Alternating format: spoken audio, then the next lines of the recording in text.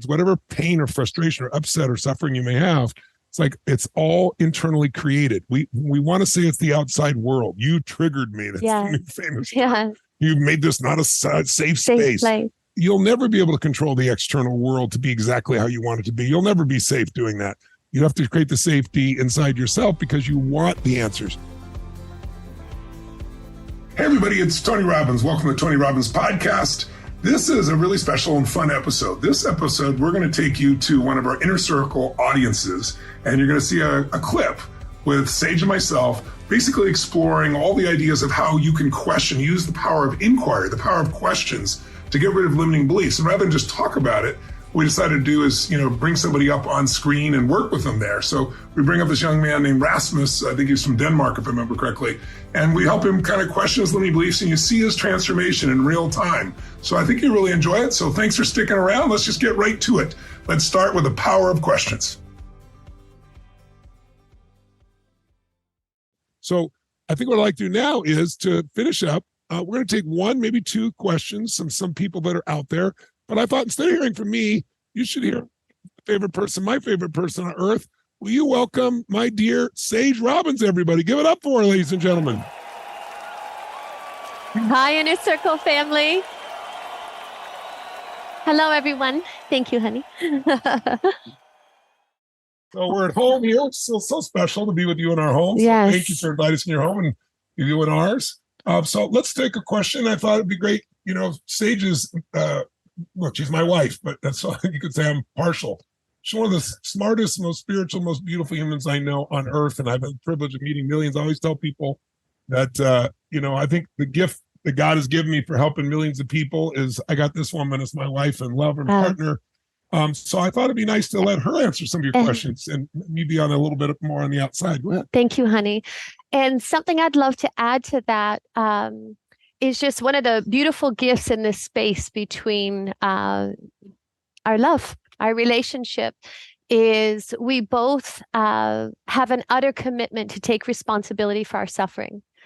And asking questions, inquiry, is a path through that bound, stuck energy of an internal nightmare.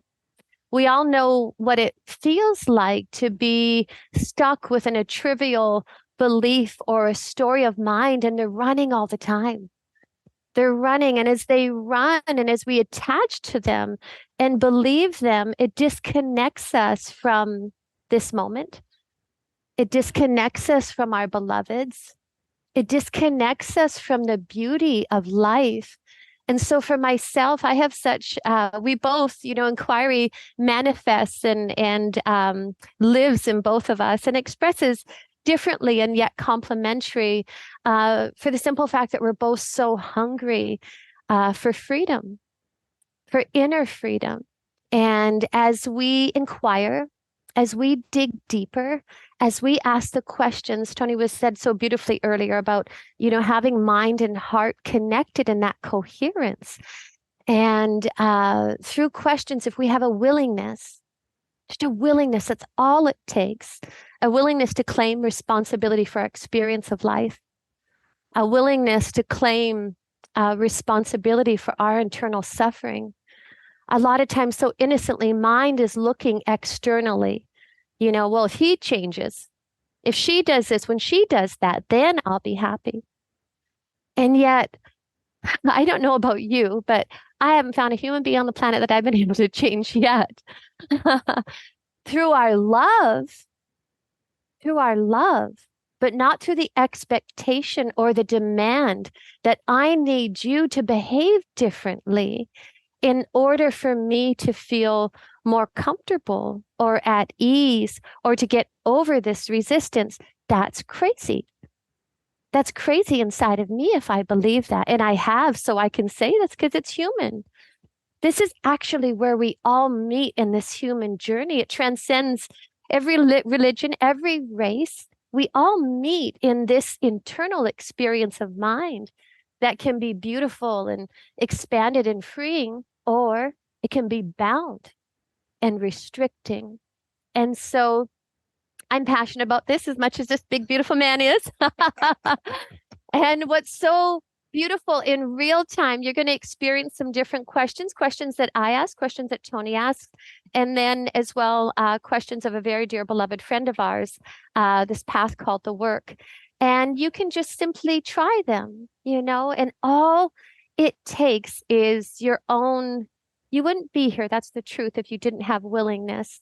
So Sage mentioned, we have a dear friend named Byron Katie. Yes. And if you haven't picked up some of her books, one of the first books was called The Work. Mm-hmm. And what we have in common is we believe that the only way things change is by inquiry. In other words, things stay the same unless you question them. That's all inquiry is, right? Mm-hmm.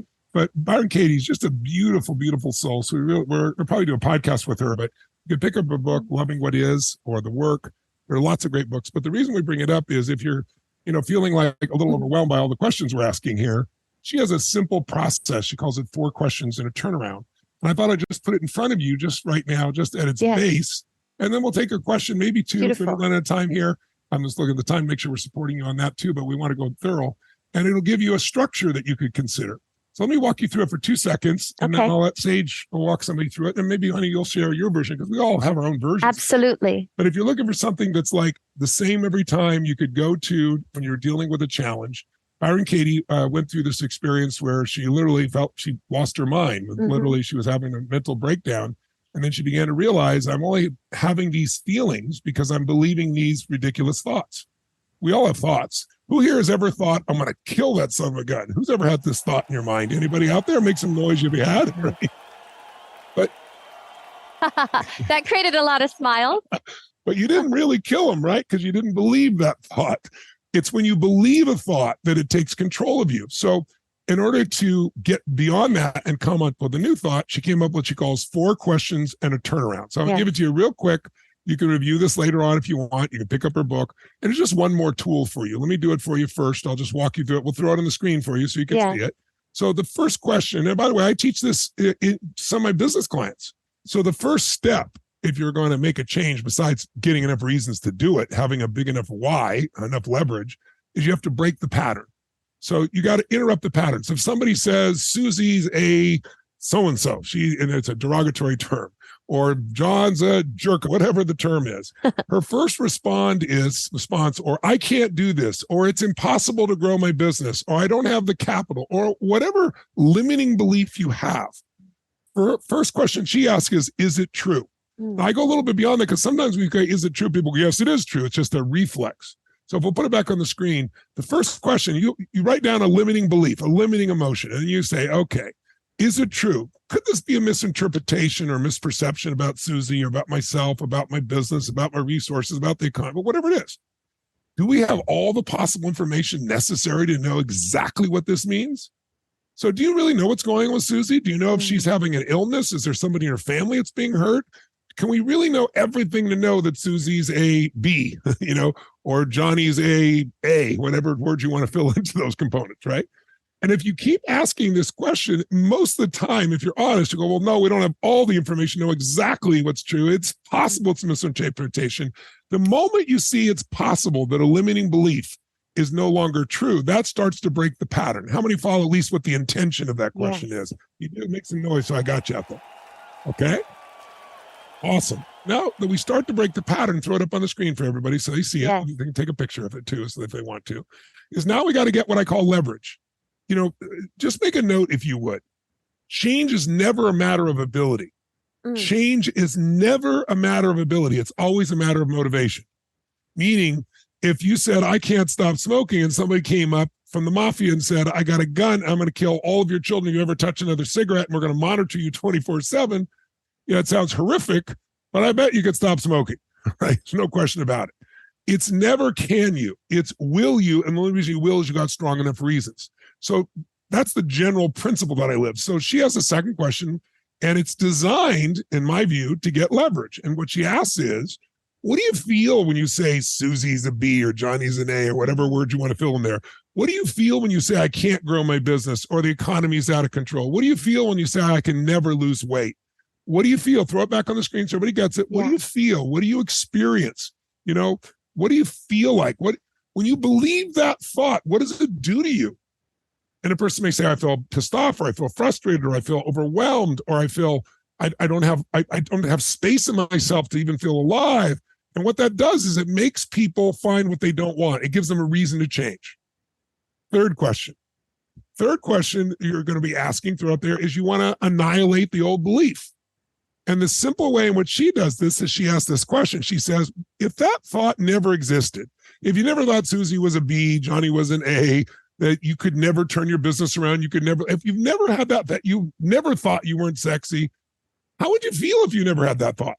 How would you behave differently if you never even had the thought? What would your life experience be like? What would you be like if you didn't have that thought constantly in your mind or in the way of your progress or your business? And so what this does now is we've gone beyond leverage. Now we're starting to make a change, and the person will say, well, I'd feel happy if I didn't think Susie was mean to me or Johnny was a jerk or whatever. I'd feel like if I didn't think it was impossible to grow my business, I'd probably look for another way or to raise money. So it puts you in a state beyond the limiting belief. And then the turnarounds are simply what we're doing with these first three questions is we're taking those legs, those references that say, I'm not attractive enough, Susie's horrible, I can't grow my business, my children won't listen to me, I'm not beautiful enough, whatever. And we're taking the legs out. And now that they're out, though, we want to make sure they stay out. So she does a turnaround. And her turnaround is say the opposite or the antithesis. What's the opposite of it's impossible to grow my business? Well, it's totally possible to grow my business. What's the opposite of, Susie is a terrible person? And that's the second part. You do the opposite. So it can't be done. It can be done. That's a simple turnaround. It must be done. I will do it. The negative belief, Susie's a bitch, right? Well, no, let's replace Susie with either they, he, she, or maybe I. That when I'm judging Susie, how do I treat her? Well, I'm a bitch. I'm a bastard. I'm a jerk. Oh my God. That starts to really change the game. And then she asks you to come up with what are 3 ways that you know that you have been terrible to Susie? Or what are 3 ways you know you could grow your business? Or what are 3 ways? And so it makes you 3 ways you know you're truly attractive. Well, I love people. I love to please people. Whatever. And you come up with 3 reasons. And now you've built a new belief, a new tabletop. Now, I've done that at hyperspeed, but how many get a feel for that? If it makes some sense to you, make some noise, and I know you're getting it there. That'd be great.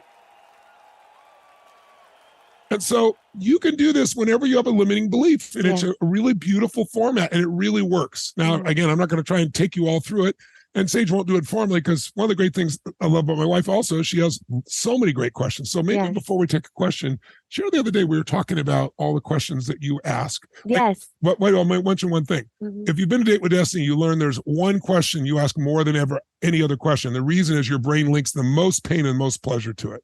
So some people are always asking, what's wrong with me? Some people are asking, why can't I do something? Mine was, how do I make it better? Constantly making it better. Well, that's helped my life a lot, except when I was talking to people who didn't want to make it better, they felt offended, right? So I had to see the upside and downside of my questions. Yeah. Sage's question has been one of the most beautiful things for her. It's always been, where's the good in this? Mm-hmm. And no matter what it is, once she can find the good in it, the pain disappears. Yeah. So that's been her base. But why don't you share some of the questions I know you asked? Because you wrote them down the other day. Yes, of course. Well, honestly, coming into this, I recognized that, there's certain questions that I find helpful. One is, okay, say if I'm feeling resistance or if I'm feeling stuck, I'm feeling that bound feeling. And so this is in my inner dialogue. I'd be like, okay, hon, what are we missing? What might I be missing right now? And usually what I'm missing is the other's perception, the other's experience. And once again, that question, if you're asking that question without receptivity, but if there's a willingness, it's like, okay, what am I missing right now? It's like, I'll give you an example. Say if I walked in and Tony was really focused on something, and me focused on so his face is, he's maybe less emotive, and I mean like a really loving, happy gesture. And I walk in, and as a younger version of myself, I misinterpreted. I would see him in a certain state, and I would think, "Gosh, he's upset with me. He's mad at me." And so, at times, as life went on, and if I was believing that thought, then when I would see him the next time, that thought is like an overlay. It's an overlay on reality. I'm not seeing beautiful man who's walking into the kitchen and, hey, hon, hey, babe, let's have dinner. I'm not experiencing that because 1 hour earlier, if I'm believing the thought that he's upset with me. And so now I really just in real time, is it true is definitely an ongoing, but another one, a complementary one is, okay, what are you missing? Gosh, what am I missing? You know what? I remember earlier today, Tony mentioned that his shoulder was really bothering him. What else am I missing? You know what? He's prepping for this event. He's got 10,000 people, for an event in a half hour. He's probably maybe a little stressed for time. Nothing to do with me. And so that question for myself, it helps me to walk in the other shoes, walk in our beloved shoes, and to see beyond the story or to see beyond the belief. Another one, an internal one, this is just for my own body. I'll ask myself many times a day, I'll say, okay, how can I bless my body? How can I bless my body right now? Sometimes I might have a drink of water. Sometimes I might pop outside and I'll ask myself, how can I bless my body right now? Or how can I bless my being? And my being is different than my body. My being a lot of times wants to slow down, wants to, I might close my eyes. I call it like 60 seconds of grace. I'll just close my eyes and invite my awareness, my attention inward. That's nurturing for me.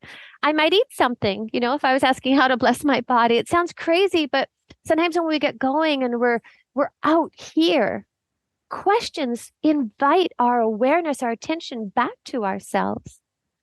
Tony said something so brilliant earlier that, that it's rather as a leader that, we want to empower the other for the answers to come within them. Same with ourselves. As we ask a question with willingness, it invites our awareness and our attention. It's like we tune in. It's like tuning a radio. And then we're able to serve the circumstance. And so, a few more. Okay, another one. If I'm feeling maybe a resistance or something inside myself, and if I'll see if Tony's maybe feeling stressed, and I'll say, okay, how can I convey my heart right now? How can I convey a deeper truth? And so that might be verbally, that might be in a touch, but I find myself asking, like, how can I convey my heart in this moment? Because head is always efficient. Mind sees things in absolutes and it fixes reality. It distorts reality. And so these questions are tuning us to tune back into ourselves. I'm trying to think of my other questions that I asked. Expressing love or fear, I know is one that you. Yes, another one. Yes, is if I'll say, okay, am I expressing love or fear? Now that one's obvious, but not in the moment before you ask it. Yeah. And so if I ask myself, am I feeling? It's not even expressing. I'll ask myself, am I feeling fear? Fear feels like tension. Fear feels like resistance. And so if I'm feeling resistance, if I'm feeling a tightness, that's a hello, something's going on. I have a belief, an untruth that I can, questions that I can come back home. We all know what it feels like to be out in the world and you walk in your home and there's that feeling of inquiry invites us home inside of our heart, home and back to our essence, that from that place we have perception, and perception is including, perception perceives, it allows, it understands, it wants to understand, versus an opinion, which is a fixed reality, a judgment is a fixed reality. And those are usually overlaying somebody, our beloveds, externally. And so it is, it's freeing. It's freeing to know that, oh my gosh, I can shift the nightmare. And by the way, life is offering all of us challenges, health challenges, life challenges, losing jobs, this, that, the other, COVID, all of the things that life is offering us. How we respond to that, how we react to that, that's each of our responsibility. That's our business. And so we can do it blindly. Feels a little clunky. That can be painful to go through life asleep. And asleep feels like all these lenses, all these stickies over reality of, hey, beautiful man, hey, he's prepping. He's doing the best he can in the moment. I'll even sometimes say, honey, do you know what? I came in 10 minutes earlier and I saw you and I thought you were stressed. And he'll be like, honey, what are you talking about? I wasn't. And I'm like, I know that. I'm sorry. It also allows us to tidy it up, to tidy up the space between ourselves and our beloveds. Because when we're believing a thought, you'll come to see through this process, we don't even recognize what we know what it feels like internally. We don't always see what it conveys externally to people. It can be less pleasant. And so in our own relationship, it's so beautiful because it's two human beings taking responsibility. And if there's a confusion, if there's a distortion, it's, honey, do you know, I'm so sorry. I've been stuck in my mind right now. This is what it looks like. I've been stuck in my head right now and I was believing this. I know it's not true. I thank you for just hearing me right now. And then I might share or he might share. And thank you for being with me in this moment. Thank you for holding space. It invokes compassion because it's not hard as we're to connect to heart with our beloveds when we're believing that he doesn't love me. He's not paying attention to me. He's upset with me. Why isn't he romantic? Why does he talk so loud? Sound familiar? We could flip it. By the way, I'm not saying you. I'm just saying I'm making it up right now. Truthfully, I've probably thought it all at some point in time. But it's human. It's not personal. It's human because mind is always offering up these beliefs different than what our heart and our consciousness perceives, which is greater than the limitation of mind. We have, I made a list of the questions we're talking about. Thanks. Let's throw them up on the screen for people. If helpful. you want to take a quick picture, here are some of the questions. That's very helpful. Thank you. There you go. So, what's missing in this situation? Yes. Am I defending anything in this moment? That's a big one. What's the gift? What's the lesson? What's the blessing here? Yes. What's the experience? What's this offering me? Yes. What am I resisting? And why do I feel, where do I feel tension in my body so I can let it go? Am I expressing love or fear? This is when you do a lot, honey. What quality of spirit can I invite to this moment? More kindness, more love, more curiosity, more gentleness, more patience, more connectedness. Playfulness is another one. Yes, very playfulness. Much so. Huge one. Because that's a game changer. Being in a circumstance, and it's just, we life in our busyness can feel efficiency does not convey our deepest heart. And so for myself, it's like, gosh, it's playfulness, or I want to get curious about what's going on, or sometimes it's patience to be, hey, hello, when Tony's involved in something here, I'll pop back in a half hour if I'm wanting to connect in a moment, or say, honey, do you know what? I just wanted a hug. I know you're really crazy busy. I'll come back after you're done with this. That it creates a language of love. Because through our heart, we're able to express our deepest needs and our wants, but it doesn't sound like you don't do this. Why do you never say this? Which is blame or defending. What are you talking about? I love you. What are you talking about? Defense. So defense has a quality that's really obvious. And I'll ask myself if I'm having a misunderstanding or feeling that disconnect with somebody in my life, I'll be like, okay, what the frick am I defending right now? Because there's always something. Ego mind is so seductive and it moves so quickly. And so these questions cause us to pause. It invites our attention inward. And then what's so extraordinary, our own being, our own consciousness so perfectly shows us the answer. From my own experience, especially when we write it down, it really assists me to answer the questions and to write out the answers. I want to emphasize that if you just answer it verbally, you may not stay with it. Yes. But we both are journalers. We both take it and write it down, force ourselves to, because when you see it on paper in front of you, it loses its power. It's no longer stuck in your head. And you don't have that circular thinking where you ask one question, then your brain asks another one, that type of thing. So it really encourages you to write it down. It makes a big, big difference. And one asked, the last one is, what is the good, the gift, the blessing in this?